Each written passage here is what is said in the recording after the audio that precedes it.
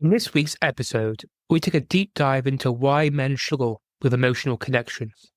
We talk about how your deepest pain can actually unlock your purpose, and the secret to confidence and attraction that has nothing to do with chasing or proving yourself. Welcome to Man Quest Define Meaning, where we help men navigate modern life, find their true purpose, and redefine manhood. I'm your host, James, and each week, inspiring guests share their journeys of overcoming fear, embracing vulnerability, and finding success. From experts to everyday heroes, get practical advice and powerful insights. Struggling with career, relationships, or personal growth? We've got you covered.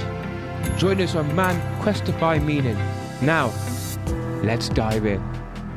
Today, I literally have my first woman on this podcast, and it's Shakti Sundari. How are you, Shakti? I'm great, thank you. I'm really, really excited. Honored to be your first female guest. It's a great honor. So, the whole point of this episode, and what I'm thinking in the whole of March, is going to be based on the topic of relationships. So, let's start off with, tell us a little bit about yourself. Okay, so my current iteration of who I am in the world and what I'm showing up as is a love coach. But basically for the last 20 years and a little bit more, so 20 plus years, I've been teaching different forms of embodied awareness like conscious dance, yoga, and tantra, and focusing on conscious relating or authentic relating within that. Before that, I was in academia, and before that, I worked in business. So it's kind of like, this is like my third career, really, in terms of my life stages, but it's become my absolute passion, this whole topic of love, relating, and intimacy. So what actually got you into all this conscious dance and love and relationships? Well, I guess in a nutshell, the conscious dance was something that was just, I've always loved to move. I've always been very embodied. I've been an athlete. So that was something of me just pursuing a passion.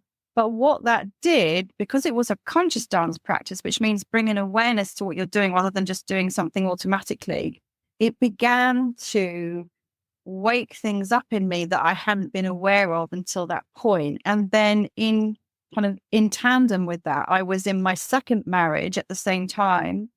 I had children, and then that marriage began to get rocky, kind of in tandem with me for the first time exploring what it is to be conscious or aware in the body. And that marriage ended. And also there was a lack of intimacy at the end of that marriage. And then I sort of got to the point where I thought, right, the common denominator here is me. This is the second marriage. I'm a single mom. I've got 2 young children. There's something here that I need to figure out about relationships and about myself. And, I hadn't been intimate with my husband for 4 years. And that, sex intimacy was something that was really important to me and meaningful to me. So it was kind of also in hand with that, was like, how do I make sense of my desire for sexual intimacy and healthy relationship? And then the third part is, and how do I integrate that with being a more spiritual or a more conscious being? How do I bring all of these 3 different things together? And so I started off just exploring for myself to find meaning and to find healing. And then, my mind was just blown open by all the things that I discovered. And I was like, why did nobody tell me this? So it's almost like you've been on this, you've been on this path of self-discovery, of learning about relationships, and in the end, finding a purpose. Yes, exactly. And it's exactly how they say you go from your karma to your dharma, because I discovered that the root, and this is the same for everybody, the root of all the issues or problems or challenges or difficulties that I was having very much lay with, my formative years, like my childhood, the way that I was parented, the family that I grew up in, the dynamics of relating that were modeled, what love meant in that family unit and in the society that I was a part of. And so, that's kind of the difficulties stem from that to a large extent. So that was like my pain became my gift, if you see what I mean. And that, yeah. Yeah, and I remember, I think it was probably 2, 3, 4 months ago, I interviewed one of my guests, and he was talking about how your biggest pain is all about, it's your purpose, because once you are able to dig into that pain, you are able to find a way to overcome it, and you're able to help others to do the same too. Yeah, absolutely. Totally. That's kind of a core belief of mine. And it's something I actually teach. I call it the principle of the gift. So it's like your deepest wounding, your deepest challenge, the thing that you think is the biggest fuck up in your life is actually an invitation to your greatness. And people can say that and just understand it at a mind level, but I've understood that on a lived level. I've come to know that is true. So, yeah.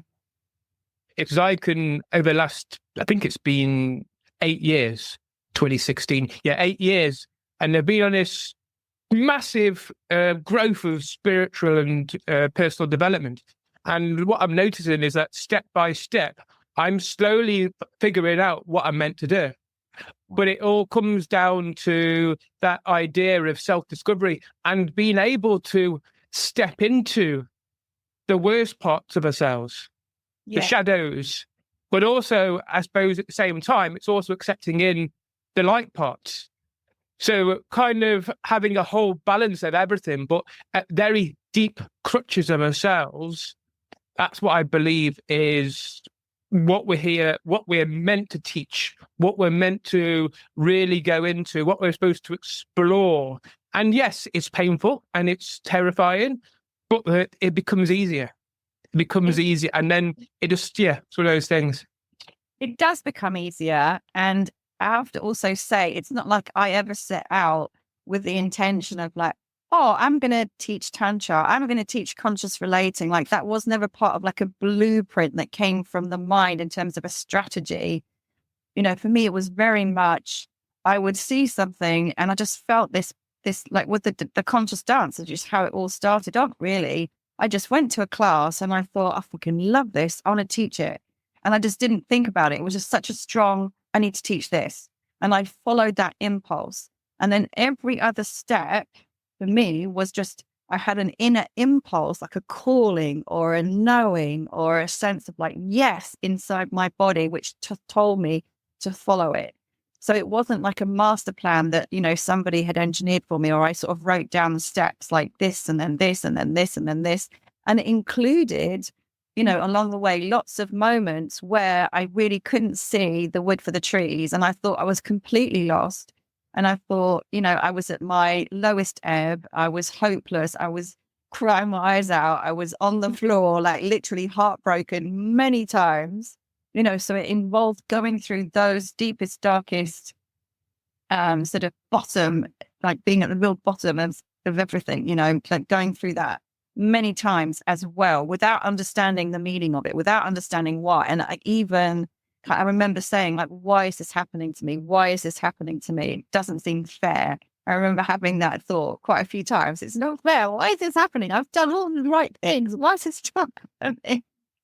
Yeah, I can relate to them in relationships. So I've been through quite a few relationships, but each time it's almost like a stepping stone. I've gone on to the next, but kind of slightly leveled up, and then again, and then again. But I see people who go from relationship to relationship to relationship, and from my own perspective, it's kind of, I feel as though when you come out of a relationship, my personal opinion is that it's down to you to do the work in order that you don't have the same happen again.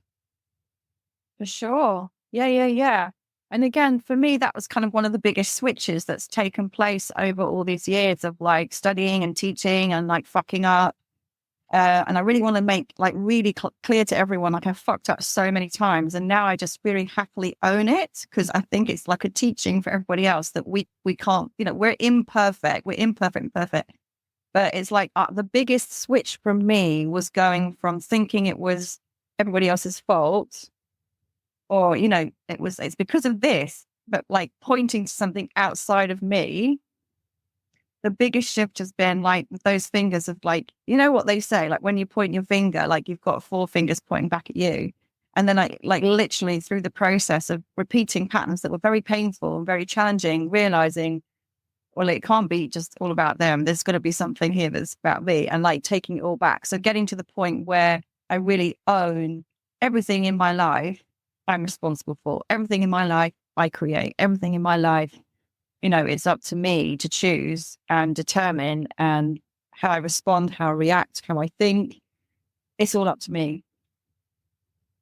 So with regards to, so obviously this is towards men, and what I was thinking with regards to this session today, we could perhaps start to move the switch and kind of navigate how men can really step and start to own their own responsibilities, but also to own themselves. So with regards to men generally, what are some of the biggest challenges that men face when navigating today's fast-paced world, especially when there's so much disconnection? Yeah, it is a challenging situation out there. But again, you can use the word challenge or you can use the word opportunity, right?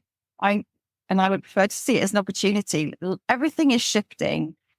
So society is moving at such a fast pace. There's all this technology everywhere. The way that people meet and relate has changed dramatically in the last 10, 20 years. Like, so much has gone online. And yet we all know there's an epidemic of loneliness, particularly for men. And from what I'm seeing, and this isn't just my own personal perspective, because I'm reading and listening to other podcasts and, really curious, there is this epidemic of loneliness and men wanting to connect, but not really, or having difficulty understanding how to make that happen. And so I see that, and, I can also see this as a wonderful opportunity for all of us to actually really kind of inquire, like, what is it I actually want? And how do I make that happen? And seeing that the way the world is set up isn't necessarily, like, there are some things that aren't so healthy about that. And that it starts with you, and it starts with making changes, and complaining about the way things are isn't gonna change it. So it's gonna be up to you to figure out, like, how do I shift this reality? And shifting this reality starts with me, and how I engage with other people, and how I engage with life, and how much I use technology, and how much I use Paul. And it requires some, like, asking yourself some really hard, honest questions, because I think that it's very easy to avoid those hard questions, and sort of go into being a victim. And the hard questions are, basically, are you avoiding your own pain? Are you avoiding your own loneliness? Are you avoiding your own desire for connection? Are you using superficial connection? Are you using dating apps? Are you using porn to actually try and fulfill this need for connection, but not really meeting that deeper need underneath that?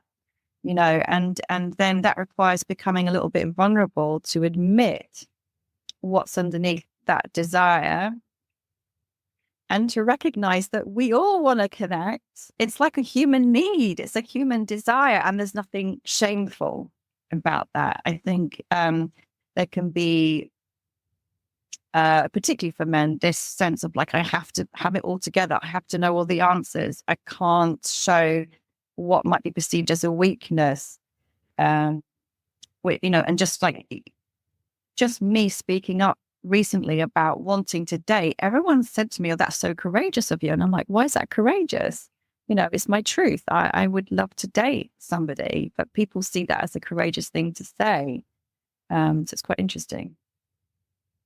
Let's now I've got opportunity. Let's step into vulnerability, because I can feel fear within inside me, and I can admit that I've had in the past a porn problem, and again, there's still times when I do have a porn problem.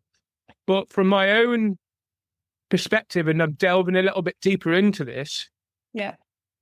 it is a sense, there's a disconnect to the idea of porn. And at the same time, there's this idea underneath it's loneliness, but underneath that, it can be a sense of lack of love. Yeah. Okay. So there's a few things I can respond to there. So I don't want to shame anybody, right? And I think shame is such a strong inhibitor of well-being and connection.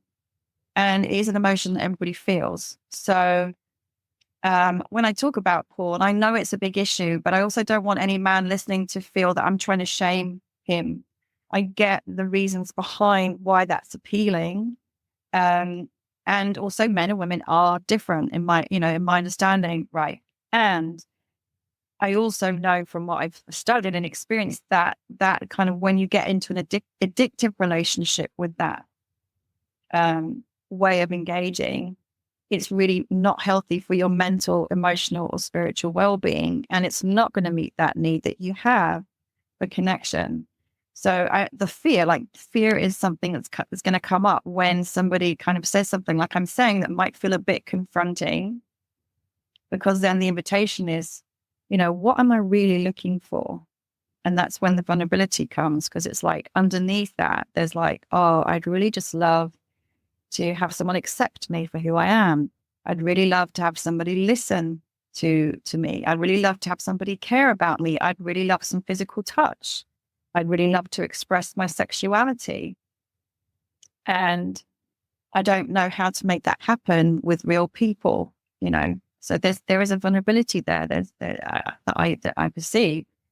And that is really beautiful because it creates an opening, it creates a potential for a more honest way of being with yourself. And it creates an invitation to change something and to take some courageous steps to exploring, well, how do I connect with people face to face? How do I connect with people in the flesh rather than online? How do I do it? And opening up to beginning to explore that and knowing that you will feel uncomfortable. So in the short terms, obviously, how can men start to feel connected when they perhaps don't have anybody around them to feel connected? So how can they go about and explore that?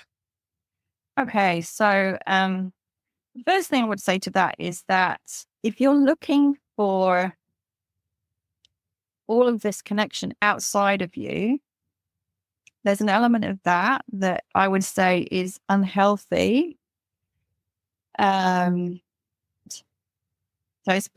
just going to be really straight, and will lead to you probably having less successful relationships because you're looking to get something from, assuming you're heterosexual, but you could be any sexuality. But if I'm assuming you're heterosexual, then you're looking to get something from a woman rather than show up in your wholeness, in your fullness, in your self-care, in your self-love, in your I'm already worthy to connect with another woman who is the same as that.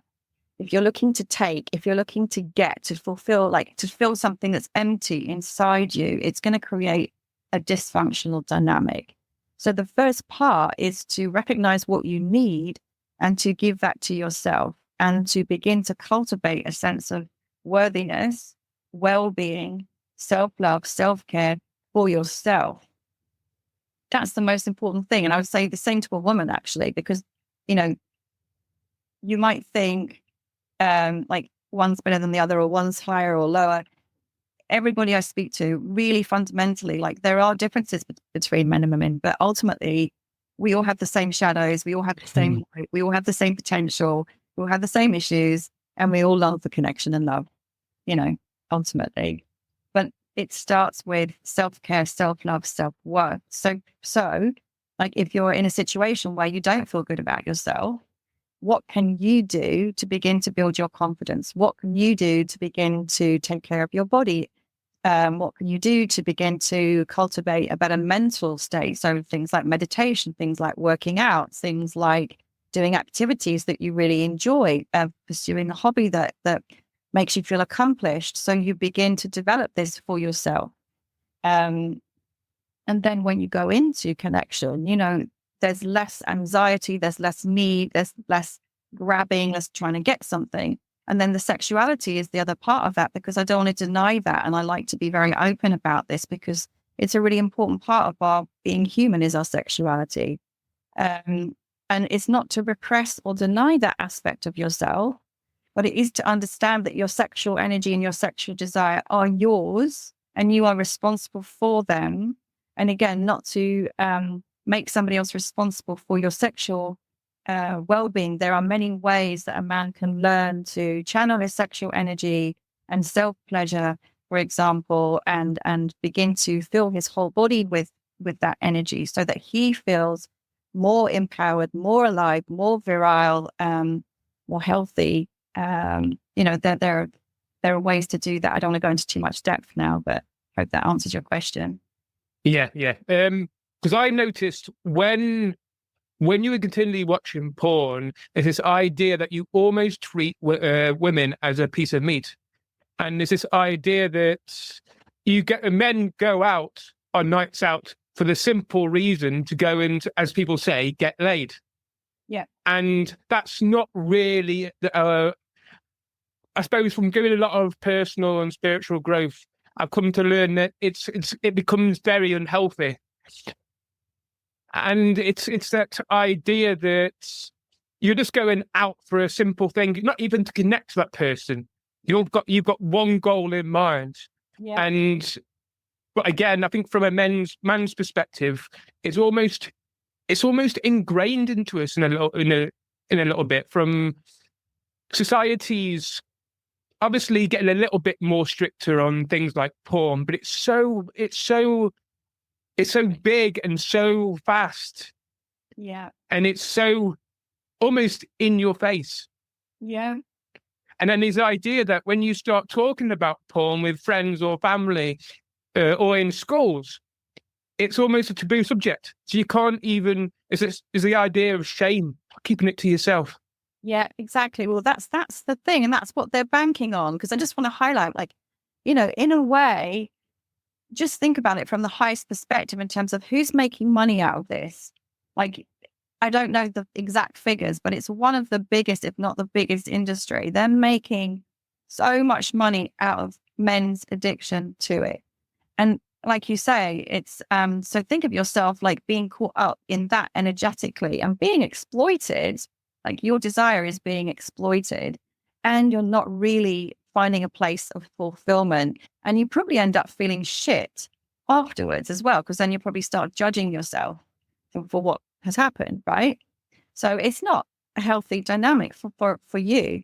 And the thing about the objectification as well, that is so true. And of course, it's what then gets in the way of a real connection, because from a woman's perspective, like a woman yearns for a man's presence. A woman yearns to be seen by her partner and to be seen for who she is, not to be seen as a sexual object. A woman will open. This is the irony that I really wish men would get. Like, a woman will open to a man sexually if she feels seen, which means her whole self, not just like a means to an end, and appreciated and respected and cared for, safe. So seen and safe. If a woman feels seen and safe, she is way more likely to open sexually. So you have to understand, we are opposite, we are different. It's kind of the other way around. And in general, the more that a man approaches a woman with that, if it's only coming like with the sexual intention, we can feel it. It's obvious. And it's like walls will go up. And then you wonder why you're not connecting. Well, that's why. If you instead rein that energy in and realize that it is yours, and you can still have that energy in your body, but you're not like transmitting it out, and you see and basically bring that energy into your heart, then you begin to understand and realize like, oh, this is a human being. This is another soul. This is another person who has issues like I have. This is somebody who might be very sensitive. Like you begin to see them as a whole person and you respect them just with curiosity and not with a very blunt objective. They are far more likely to be open to talking to you because women are very sensitive. We can feel these things intuitively in our field. So if a stranger starts talking to me and I can kind of feel like he only wants one thing, I'm not going to want to talk to him. If he starts talking to me with genuine curiosity and genuine interest in who I am, my guard will slowly come down and I'm sensing all the time, is he safe? Is he safe? Is he safe? Does he just want one thing? Is he safe? Is he safe? And the more safe I feel, the more I will respond by relaxing my guard and opening and giving you what you want. And it's not like a conscious thing, but what men crave is feminine energy, which is playfulness, joy, flotation, happiness, expression, laughter, like warmth, love, connection. That's what men crave from the feminine. And we can only be in that if we feel safe and if we feel seen and respected. So it's kind of like, ironically, what everyone's doing is getting in their own way. So what other challenges do men face in relationships, but especially in a world where men's masculinity is being redefined? Right. Can you say the question again one more time, please? So we've obviously mentioned about porn and some other things. Yeah. So what other challenges do men face in a world where masculinity is changing on such a big way? Right. So the fact that masculine identity is changing is a good thing.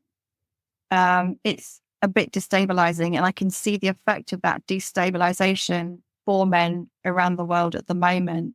And it seems to be creating a lot of polarity.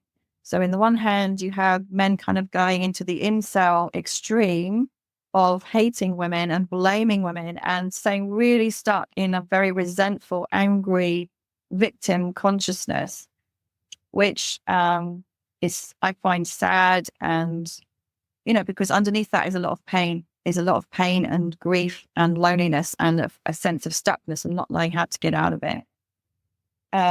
And on the other hand, then there's this question. It's like, oh, women want me to be more feminine or to be more soft or to be more understanding, but then they don't like it when I'm too soft. So like, what the fuck am I supposed to do? I don't know. What am I supposed to do then? So I really get that.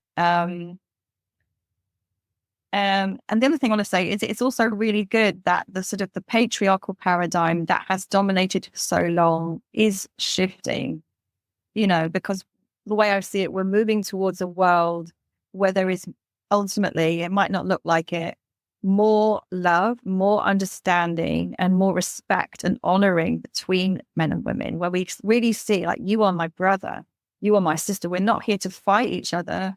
We're here to co-create a beautiful world together. We're here to co-create beautiful relationships together. So that's the potential. It's happening. And that's what we're moving towards more and more and more. We're not there as a whole society yet. It does require inner work, and it does require contemplation, and it does require getting vulnerable and beginning to do things like looking for role models. Who do you see in the world who is a strong role model of a healthy masculine? So the thing with patriarchy is that it basically is a shadow expression of the positive forms of masculinity.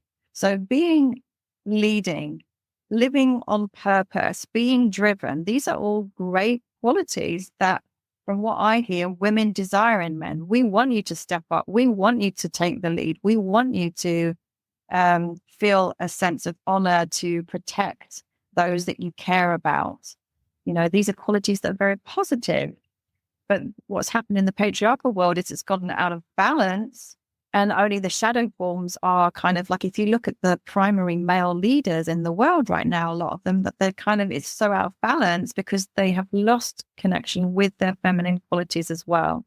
So there's a bit of rebalancing that needs to happen between. So when I talk about the feminine, what I mean is your body, your emotions, and your sexuality. And for a lot of men, there's a disconnect or a cutoff between those aspects of your being and the more masculine aspects, such as your mind and your willpower, for example, and your sort of your drive.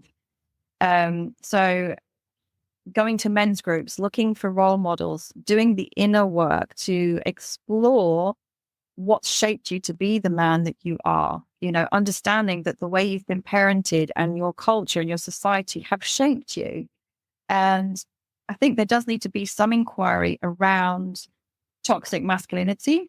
Some people don't like that phrase, but like, what does that mean? And where can I take ownership, and how can I step up so that women do feel safe in the world? How can I call my brothers out when I see them behaving in a way that I know is going to be hurtful or damaging to a woman?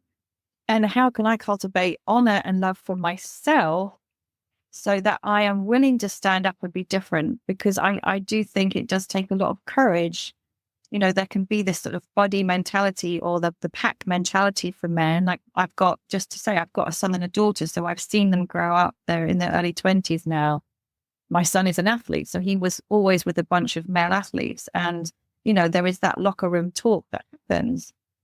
So how do you, in that environment, have the strength of character, which is very masculine, to stand in your truth? Integrity is a very masculine quality, to be in your integrity and say, actually, guys, I really don't like the way that you're talking about so-and-so right there. It's not respectful. How do you do that without becoming so rigid that, that's kind of then tipping into a shadow? But those are some of the things that I would say that I would highlight. So one thing I love to do conscious dance like yourself. And what I noticed, I went to a dance a weekend on Sunday, and there was a girl that I admired on the dance floor. But what I kind of noticed was that it wasn't necessarily the woman herself, it was some of the aspects. So there was the aspect of beauty, the aspect of courage, the aspect of flow, and them kind of aspects. So sometimes I feel as though I almost project those things, them positive aspects of myself onto this other person, which gives you that idea that, okay, I like this woman. So then I was allowing myself in that dance to own those parts, to own that inner beauty, to own the courage, to own the elegance, and allow these aspects to really change how I was dancing. And so I was able to I was starting to delve a little bit deeper into the divine masculine and divine feminine, allowing both parts to sync as I danced, which is quite a profound experience, because you could see the difference. So the divine feminine, you're more flowy, you're slower, it's kind of the elegance. Whereas in the divine masculine, it's a lot more faster paced. It's kind of like a bit more erratic. There was a sense of allowing masculine energy of tribal music to really, really come out. And I think dance is a great way to explore these masculine and feminine traits, and to explore yourself as a person. For sure. I mean, I'm a dancer, and it's like my absolute passion. So I'm dancing all the time and going to things like ecstatic dance and 5 rhythms, which are like moving meditation practices. And you're right. And so there's 2 things that I would draw from what you've just said. So the first thing that you said was about projection. And that's a really important point that you've made, which is that we tend to project onto other people or onto our partners, both the qualities that we desire, and the qualities that we hate. So we tend to project them onto other people. And exactly that, really what that is those people are mirroring back to us, I desire to be that, which means it's already within you somewhere. And I reject that part of me, which is when you kind of judge and hate on people. It's actually you're rejecting something that's active within you. Right. So being aware of what you're projecting is really helpful for healthy relating. And then the other part is your body. So And this is something that's so important for men because, you tend to be more in your heads. And one of the key things that's going to help you connect better with yourself and then with others and with women is to be more embodied and to begin to cultivate that balance of body and mind as one, which is like, if you want to shorthand it, it's like feminine and masculine as one. And then the final part that you said about, like dancing your feminine and dancing your masculine and like, what is it like to have them together? I love that. I do that myself. So sometimes, I feel lonely. Sometimes I feel horny. So when I go dancing, I imagine myself dancing with my inner masculine. And like, I imagine us making love inside my body while I'm dancing so that I'm not like hooking onto the men in the space to get that from them. I create it for myself. And then, you know what the interesting thing is? I remember this so clearly. I remember doing this one day. I went to the 5 rhythms and I was like dancing with my inner masculine. And I was just basically then so complete because there wasn't an emptiness. There wasn't a void. There wasn't a need. There wasn't a looking like, oh, where are the good looking men in the space? I was like so in myself and like with myself.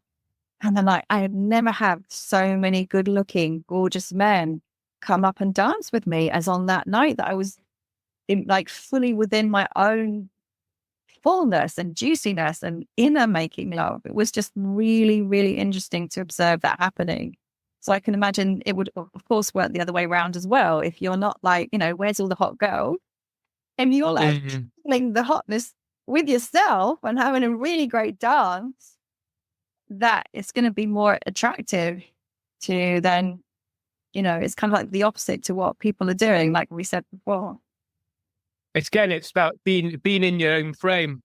So rather than projecting your energy out to that person or the person over there, it's bringing your energy back. And I think dance is probably, from my own personal perspective, dance has helped me to go from when I first started conscious dance 3 years ago, being in my head, to literally now, whenever I dance, probably takes me 2 or 3 songs to get into my body. And then it's just then the body almost directs where basically, it directs where you're going. It flows. And there's this idea that you might feel angry, or you might feel sad, or you might feel grief. And it's an opportunity to connect and accept these emotions. Mm-hmm. Yeah. And Sorry, I interrupted you. Go on. Go on, carry on. I'm so excited.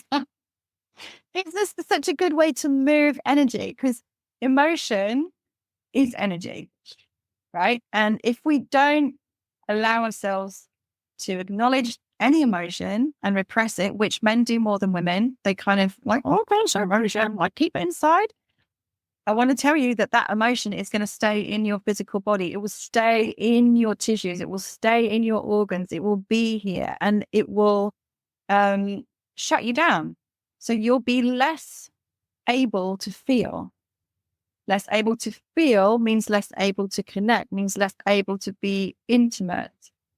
Because like repressing emotion shuts everything down in your system. So then that, again, why some people then need more extreme experiences to feel anything, because there's like such a contraction in the body as a result. So dance and any other, like dance might not be for everybody, though. Try it once, guys. It could be some other form of conscious movement, right? Is a wonderful way to just release emotion with no story. Like you don't need to go into some big like psychoanalytical thing about, oh, I'm feeling this and that's because my mum did this to me when I was 5. You can just move and the energy moves. And after 2 hours of letting loose, you'll end up in a completely different space where your mind is clear, your body feels great, the energy in your system has moved, and everything's just more relaxed. Things just more relaxed and chilled out. And then like, oh. And from that place, then again, you're much more available for a healthy level of connection with yourself and then with other people. Well, you can. I do notice it when I'm in my own frame dancing on the dance floor. When you are literally having fun and just being you and not worrying about anybody else, you will notice women looking at you. I think, of course. And it's because I think it's nothing to do with you're not projecting out. You're bringing yourself in, and there's that feel, and you are being you on the dance floor, and it is a very profound experience. That is the key to so much. And thank you for bringing that up. So I have a friend who runs ecstatic dance events in London, and the name of their company is Yorubu, which is the acronym You Are You, Be You. Because there's nothing more beautiful and there's nothing more attractive than a person who is being authentically themselves. Nothing. And we feel safe with someone who's themselves, as well. And it's really attractive. And because, again, like speaking from personal experience and having worked with clients for so many years, one-on-one and in groups as well, like the biggest thing is that we are taught as children to be inauthentic. And I don't mean in the sense that your parents are saying, oh, you should be inauthentic. But basically what that means is because we had to do certain things as young children to survive and to feel safe and to be loved, we began to bend ourselves out of shape from our original innocent nature to fit into the family structure or to fit into the school structure. So certain things that we used to do, like quite innocently, like we learned not to do because it maybe wasn't safe, because maybe we'd get a slap, maybe we'd be told off, maybe everyone would take the piss out of us and we'd like feel really hurt. So we stopped being our authentic selves. And it's not because someone's deliberately trying to do that, but it's just what happens. So there's like this false self that then gets overlaid onto who we really are. And for me, the whole spiritual awakening journey has been actually like, it's kind of ironic, but it's like taking all those layers back off again to reveal, like, who am I really? Like, what is my essence? And having the courage and the confidence to just be true to who I actually am without self-consciousness, without fear of judgment. And I have been doing this for years, so it's not like this was easy at the start, got to be honest, but now it's second nature. And then two things happen. You become very inspiring to other people, just innately without having to try. And you become more attractive.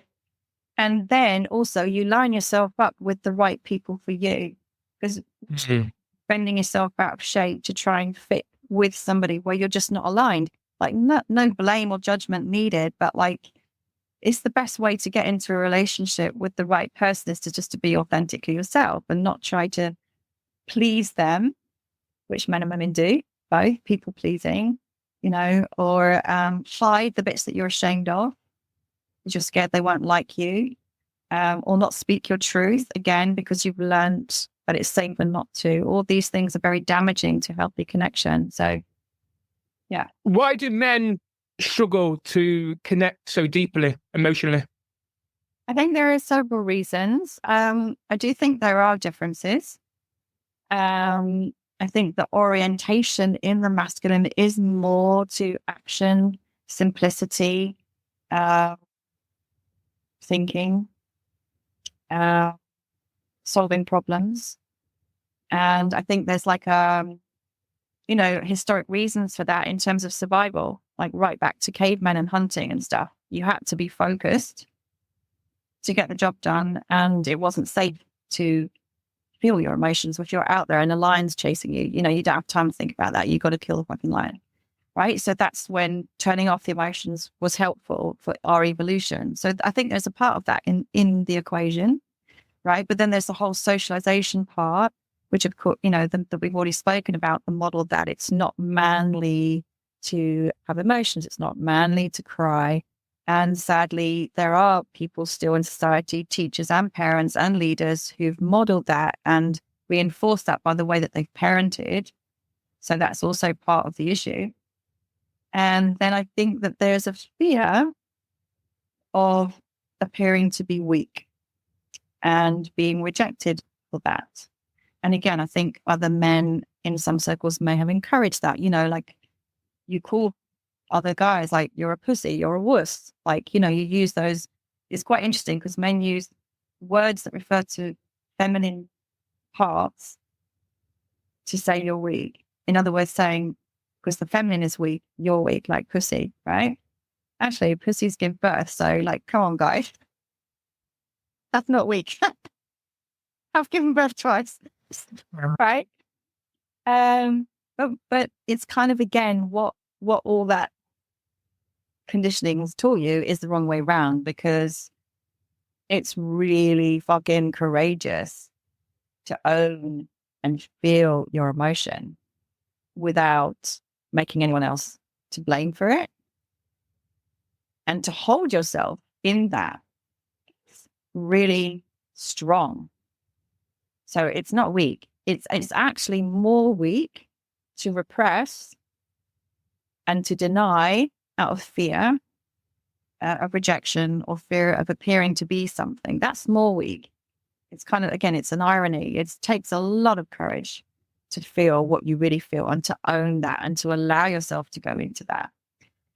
And it is necessary, because what happens a lot in dynamics with men and women is that if a man hasn't done this inner work to begin to become more comfortable with his emotions and his body, because body and emotions go hand in hand, when his woman gets emotional, he won't be able to tolerate it. He will feel so anxious and so uncomfortable in her presence that he will get defensive, or he will shut her down, or he will say something nasty, or he'll just have to leave the room because he hasn't done that inner work yet. Basically, the more a man is comfortable with his own emotions, the more present he can stay to his woman when she is in her emotions. And being present doesn't mean that you accept any kind of abuse. It doesn't mean that you accept, disrespectful behavior. It just means that if a woman is crying or upset or angry or frustrated or any emotion, and like that's part of being the feminine, is really feeling everything, that you're able to just stand there and breathe, feel yourself really rooted and grounded in your body, in on the earth. And even if there is a bit of reaction that's happening, to not feel overwhelmed and afraid of it, which is what could be a common thing that happens, and to just stay there.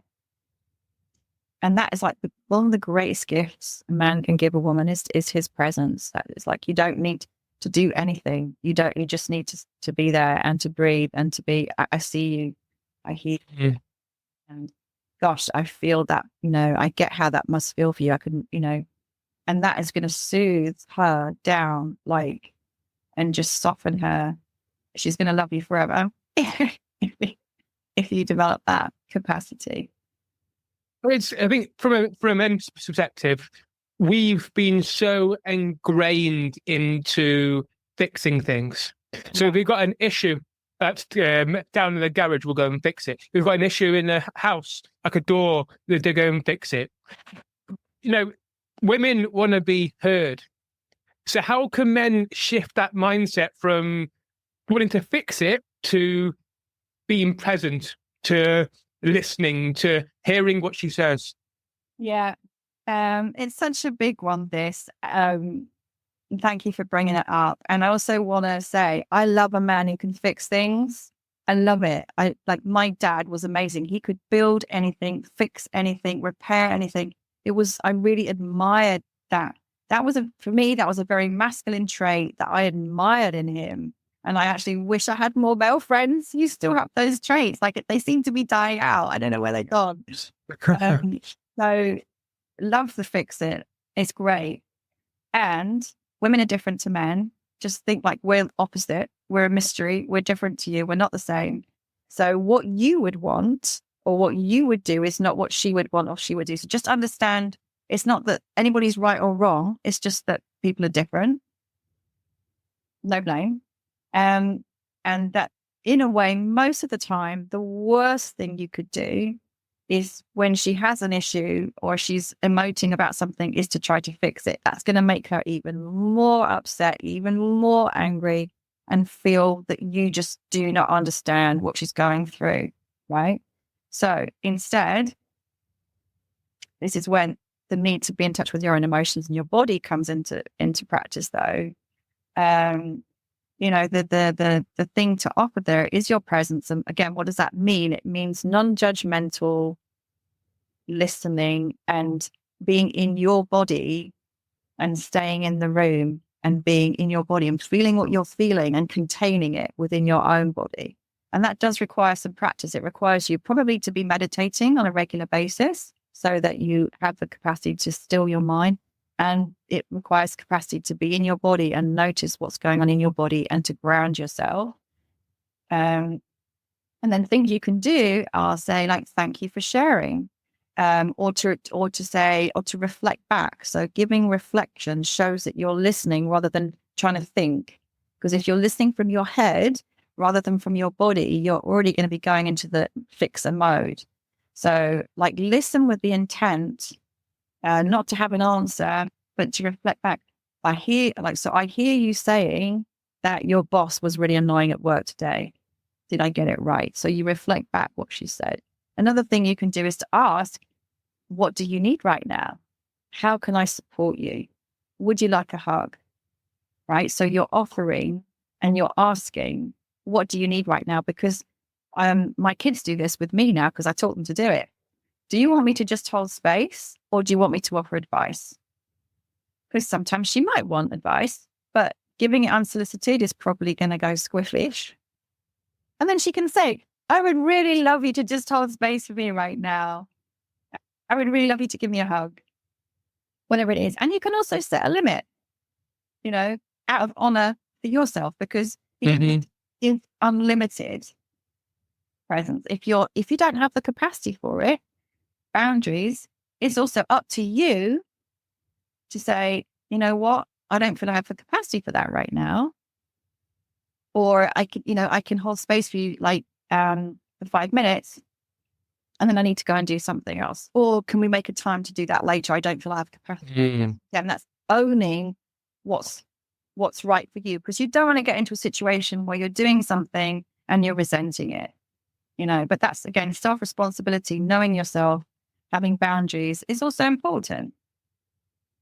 And this is does that start with owning the space for yourself? So putting aside time to go and perhaps meditate or to go and dance and having that time as your space. Because I think sometimes for me and a man, sometimes it's hard to get into the idea that, okay, I need to give her space. But it's also the idea that if we start to give ourselves space and to strengthen our own space, we're able to build that capacity to give to a woman. Definitely. And, one difference I do see in men, a lot of men, is that they do need their man cave. And that means taking space for yourself to go and do your hobbies, to go and meditate, to go and work out, to go and do whatever it is you need to show up as the best version of yourself, right? That's what you have to prioritize that. And in any relationship, both couples, I would say, both people have to prioritize, I'm responsible for my physical, mental, emotional, spiritual well-being. You're responsible for yours. Together we come, like when we've taken care of ourselves, so we show up as the best version. And I think sometimes I want to speak about the shadow that women bring, because of course we have our shadows too. And so women can come and they can be needy and they can be insecure and they can be clingy and they can be manipulative. So these are some of the feminine shadows that then show up. And they're like, oh, I don't want you to go to the gym. Like, oh, can't you just stay with me? And then actually, if you're being in your integrity as a man, it's important to actually not get manipulated and actually have a boundary and actually say, I hear that you want to spend quality time with me, and that's great. And I would like to spend quality time with you. And I have this commitment to go to the gym every day at 11 o'clock, and I'm going to hold that commitment. And it doesn't mean that I don't love you, but this is my commitment to me because I love me too, and it requires you to be like that, strong in integrity, speaking your truth and valuing yourself. And a woman will respect that. And if she begins to find out that she can manipulate you, it might give her temporary satisfaction, but she's going to lose respect for you.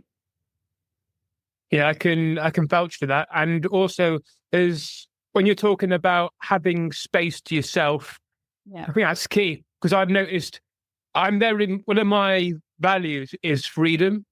Yeah. And so when I'm around people for too long, contained in a space, I get very overwhelmed. I get very resentful, angry. So I have to take myself away, whether that's a short 5-minute walk, or it could be go to a woodland, or whatever it is, to allow myself to be in my own space so that I can process what's been going on. And I think that's so important. I remember a relationship I was in, and my partner stayed over the whole of the weekend. We were together the whole time. And by the Saturday evening, I was like just starting to shake a little bit. And I was like, I need to just go for a minute. Yeah. But it's being able to communicate that to your partner in a way that brings trust and understanding. Yes. So important, because there's nothing wrong with you, and your needs are important as your partner's. But the thing that the part that most people miss out is the communication part, like you said, which is, I know, or I'm noticing I'm beginning to feel overwhelmed. This is mine. It's not yours. You're not doing it to me, but I notice and I need to take some space. I'll be back in an hour. So it's that part that is often missing. It's like expressing your need and then communicating, like something to reassure. I'll be back in an hour, or I'm going on a business trip. It's going to be really important for me to focus on my work while I'm gone. So I won't be texting you for the next 2 days. So she knows, and then she can get out. It's just having that sense of consistency and clarity and integrity in your communication. Like, if these things aren't communicated with clarity, then she's left feeling like, I don't know where I am. Like, I don't feel safe. I feel insecure. Like, what's happening? And like, she'll begin to get like all kind of anxious and activated. And then if she's not self-aware herself, she'll come back at you with some like jab, and then off you go and you'll have an argument, right? But all it needs for her nervous system to relax is for you to really clearly just say, like, this is what's going to happen. It doesn't mean I don't love you. I'll be in touch in a couple of days or in a week. Like, just name it, frame it, and then be a man of your word. And if you can't honor that agreement, this is so important. Tell her why.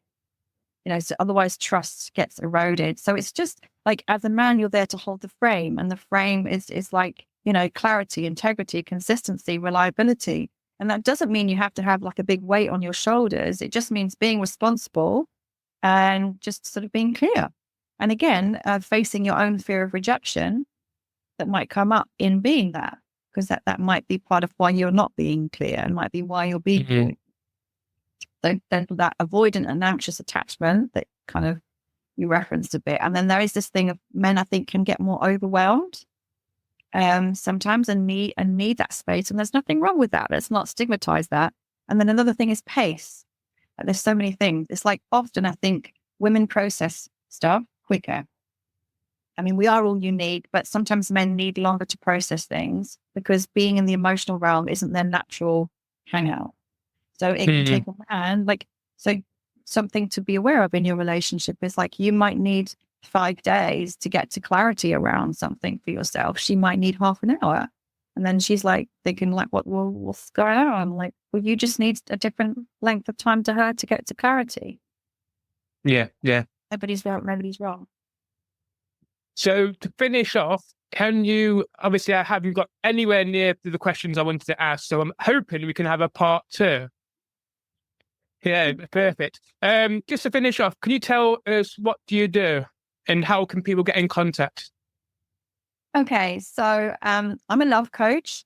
I've got 20 years experience teaching embodied awareness, sexual and spiritual awakening, and personal development.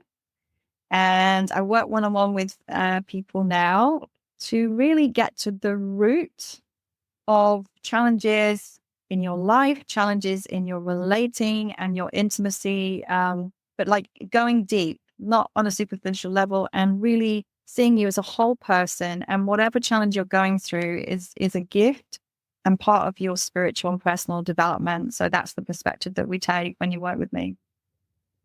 Perfect. Thank you very much. Oh, thank you so much. I've loved it.